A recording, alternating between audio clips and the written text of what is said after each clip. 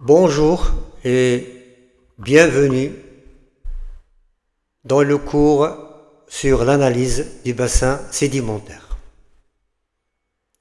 On va voir la deuxième et dernière partie qui concerne la classification du bassin sédimentaire. On va voir en premier lieu les rifts continentaux. La formation d'un rift est due à l'étirement lithosphérique ou divergence et l'amincissement crustal conséquent. Il s'agit de dépressions caractérisées par des blocs basculés sur faille normale ou listrée, avec alternance de horst et graben.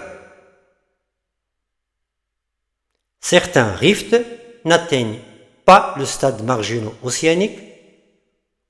On parle de bassin holacogène.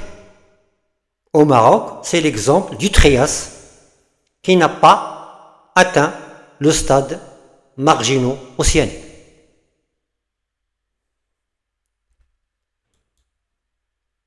Ces rifts sont caractérisés par une sédimentation particulière.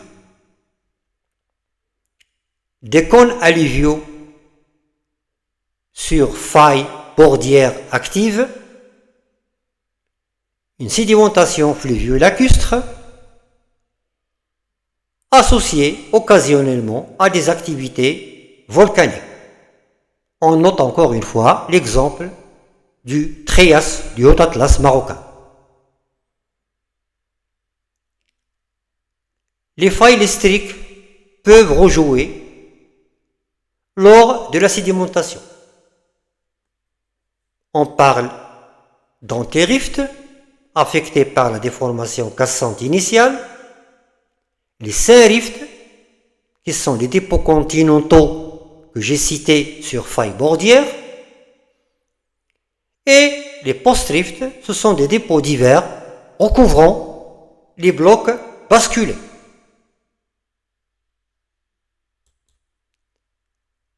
Les marges passives. Les marges passives sont issues de l'évolution d'un rift continental, lorsque celui-ci atteint le stade de l'océanisation ou accrétion margino-océanique. Je ne vais pas revenir sur les détails, mais on va voir directement les dépôts. Donc les dépôts post-rift sont très épais, avec des apports thyrigènes, voire des productions biogènes importantes. Les apports détritiques sont divers. On note par exemple les progradations deltaïques,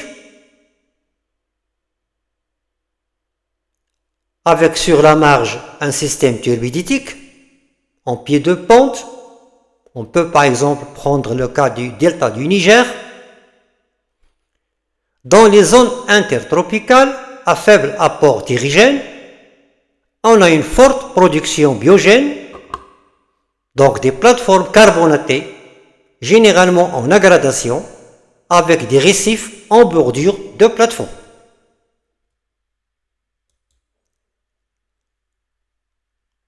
Voyons les bassins flexuraux ou bassins d'avant-pille. Ces derniers se forment au front de chevauchements successifs, induisant une flexuration de la lithosphère sous l'effet de la subsidence gravitaire et le déplacement du dépocentre vers l'avant-pille. La sédimentation du bassin flexuraux résulte essentiellement de l'érosion des reliefs générés par les chevauchements tectoniques.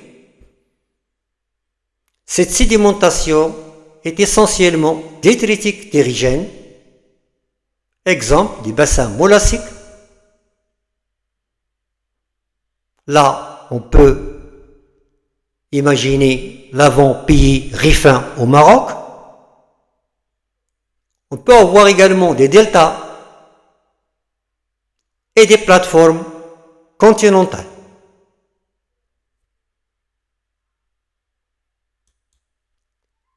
Voyons les bassins de pull apart.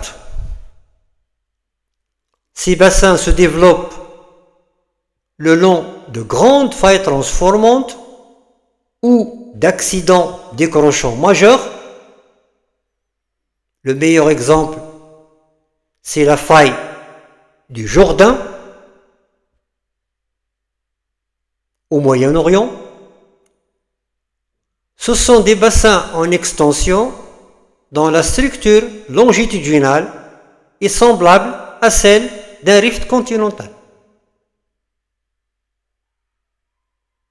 La subsidence est importante, rapide, et la largeur est souvent limitée à quelques kilomètres.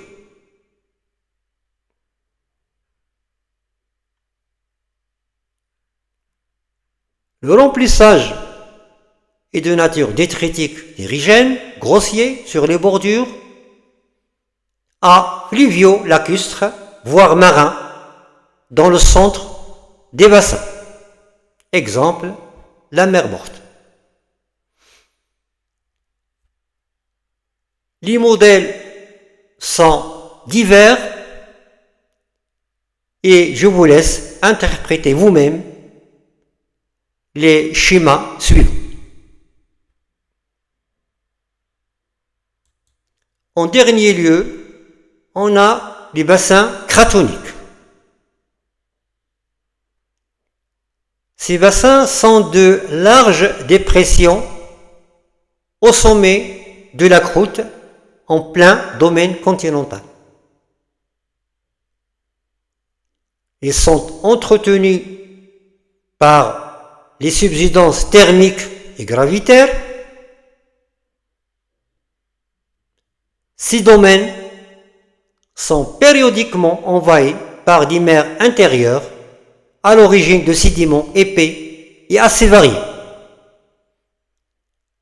L'exemple le plus frappant, c'est le bassin de Paris, en France.